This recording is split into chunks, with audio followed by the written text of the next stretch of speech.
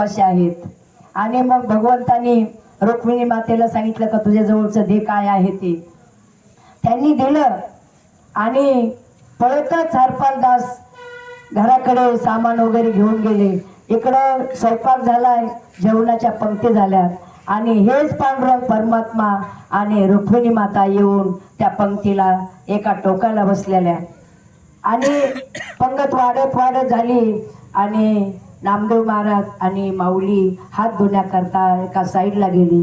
त्यांनी पाहिलं ते बाजूला बसलेले. त्याच्या आधी ज्या वेळेला पंगत वाढून झाली आणि हरपालदास वाढत वाढत तिथे गेले, त्यावेळेला हरपालदासांनी पाहिलं, अरे थोड्या वेळापूर्वी आपण यांनाच लपून आणलेलं आहे आणि हे इथं आहेत. तेव्हा त्यांनी सांगितलं तुम्ही का आला तिथं. म्हणे आम्हाला एका चोराने लुटलंय, आमच्याजवळ काहीच राहिलं नाही, भूक लागलेली आहे म्हणून आम्ही इकडं आलेलो आहे, प्लीज आम्हाला थोडंसं जेवायला द्या, आम्ही गुपचूप निघून जाऊ. त्यांनी सांगितलं तुम्ही जेवून इकडे निघून जायचं, आतमध्ये कोणाला दिसलं नाही पाहिजे. आणि तेवढ्यात माऊली आणि नामदेव महाराज हात धुण्याकरता बाहेर चालले गेले. तेव्हा त्यांना एका कोपऱ्याला पांडुरंग परमात्मा आणि रुक्मिणी माता एका अशा गरीब माणसाच्या रूपामध्ये बसलेले तिथं. त्यावेळेला नामदेव महाराज आणि माऊली बोलतात, हरपालदास संकल्प सोड, जगाचा बाप आणि आई तुझ्या घरी आलेली आहे आणि संकल्प सोड तू. त्यावेळेला हरपालदासाला एवढं भरून आलं आणि भगवंतानी मूळ रूपामध्ये हरपालदासाला दर्शन दिलं. हे का सांगायचे, हे संतांची संगत काय असते.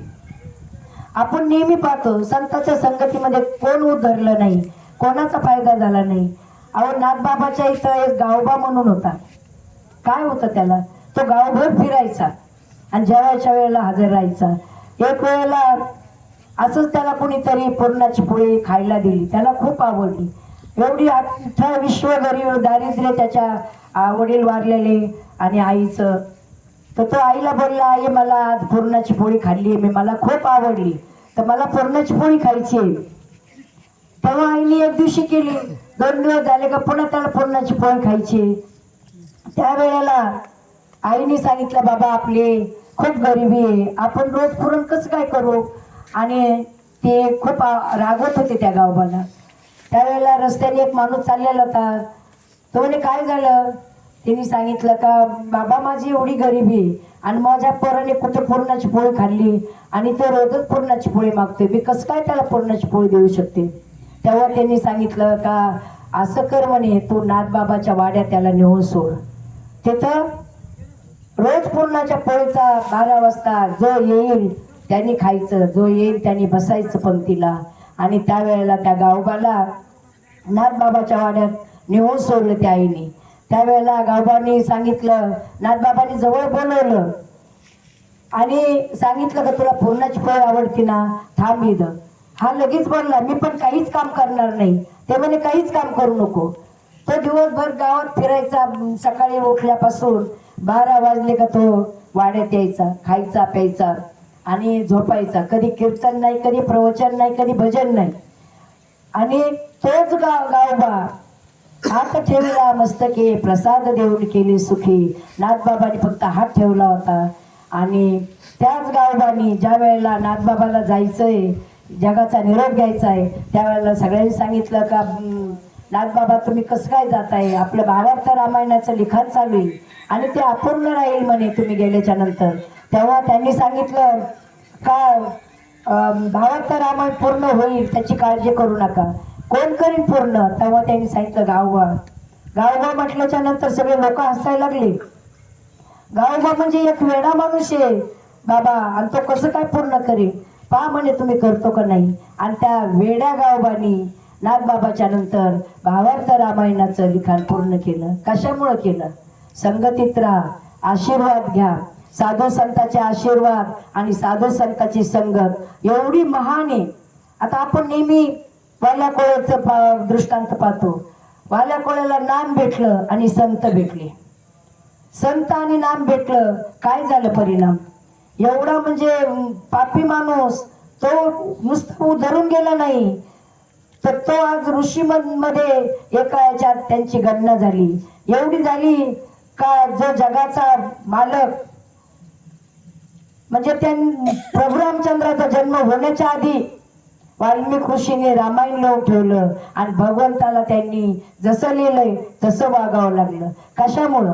फक्त संत भेटले आणि त्यांनी दिलेलं नाम भेटलं आणि त्यांचं त्यांनी चिंतन केलं. किती चिंतन केलं, अंगावर वारो तयार होण्या इतकं.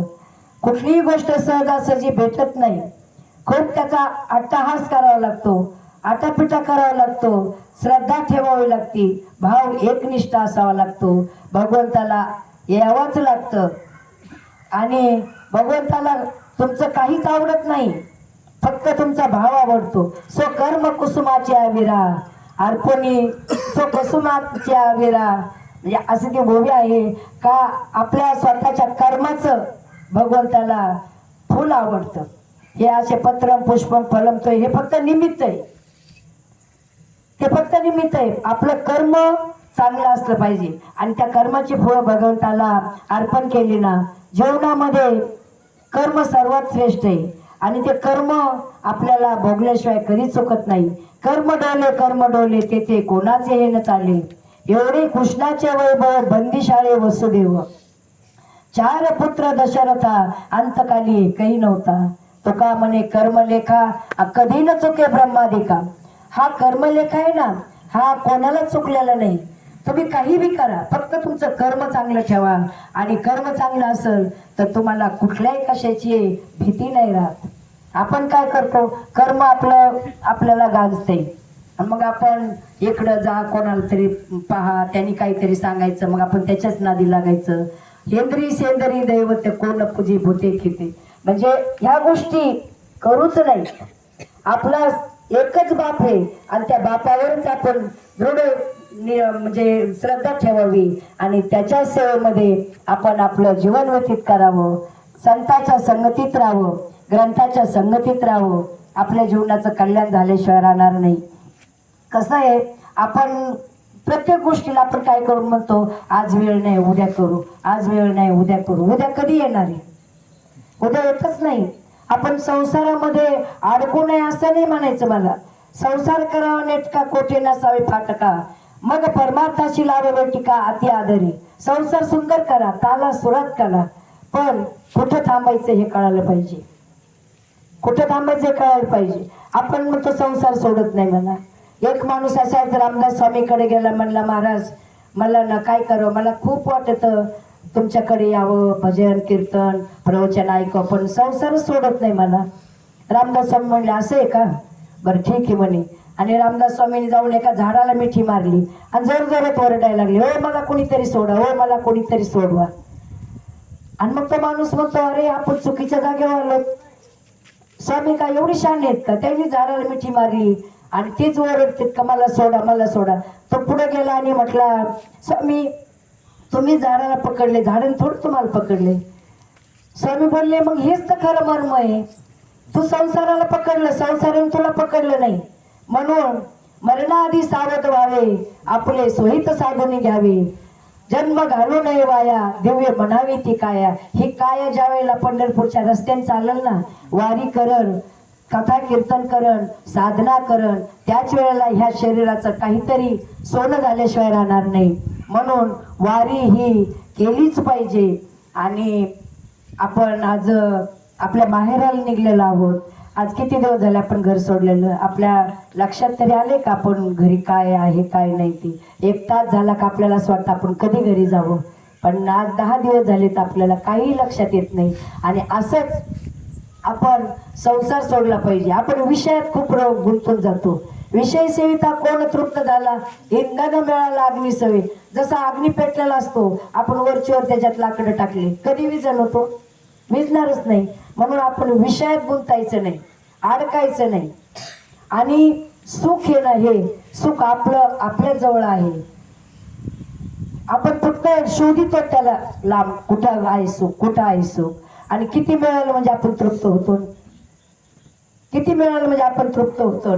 तर त्याचं उदाहरण द्यायचं झालं तर एका माणसाला धनाचा हंडा सापडला धनाचा हंडा सापडलाय आणि तो इतका नाराज असायचा. सगळे लोक म्हणायचे, अरे आता तुला धनाचा हंडा सापडलाय, आनंदात राहा, एन्जॉय कर, मजा कर, असं कर. तर तो त्याचं ते म्हणजे नाराजच असायचा. मग त्याला विचारलं काय कारण काय याच्या मागचं. आणि ज्या ठिकाणी त्याला तो हंडा सापडलेला होता तेवढ्याच जागेत तो सारखा रोज जाऊन फिरायचा. कारण काय विचारलं होतं. म्हटलं अहो म्हणे माझ्या नाराजीचं कारण खूप मोठं आहे. काय मोठं आहे. मला जो हंडा सापडलाय ना त्या हंड्यावर हंडा क्रमांक 5 असा आहे. मग मी त्या 4 हंडे कुठं असतील हे शोधतोय. तसे तुमची आमची अवस्था आहे. काय होते आपल्याला 1 एकर घेतले का 2 एकर कधी होते, 1 बंगला बांधला का 2 बंगले कधी होते, 1 गाडी आहे, 2 व्हीलर आहे, 4 व्हीलर आहे, त्याच्या पलीकड म्हणजे आपलं हे संपत नाही. संपू नकाच. कारण करा तुम्ही. धनवानाला लागी सर्व मान्यता आहे जगी. कारण धनवानालाच मान्यता आहे आजच्या जगामध्ये. धन कमवा, कमवू नका नाही. जोडून या धन उत्तम व्यवहारे, उदास विचारे वेच करी. या न्यायाने आपला आता वारीच्या वाटेवरचं प्रवचन आहे. खूप काही सांगायचं होतं पण आपण आपल्या सेवेला इथंच पूर्ण विराम देऊ. न्यूनते पुरते अधिकते सरते करून घ्यावे तुमते विनवी तसे. बालक बोबडा बोली का वाकुड्या वाका चाली सहज करून मावली रिजे जेवी. या न्यायाने माझे हे थोडक्यात प्रवचन रूपी पुष्प पांडुरंग परमात्म्याच्या चरणी तसे सर्व तुम्ही श्रोते सज्जन यांच्या चरणी समर्पित करते. माझे सद्गुरू स्वानंद सुखनिवासी तुकाराम शास्त्री महामुनी यांच्या चरणी समर्पित करते. तसेच हे माझ्या आईवडिलाच्या चरणी समर्पित करते आणि माझ्या वाणीला इथंच पूर्ण विराम देते. विठ्ठल विठ्ठल विठ्ठल.